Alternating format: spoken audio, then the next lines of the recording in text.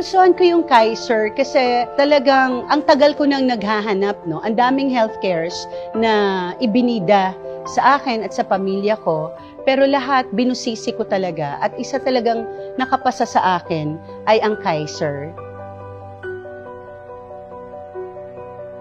Imagine, no? You are insured and you have an additional retirement. Pagtanda mo, hindi ka lang aasa sa gobyerno na retirement, no?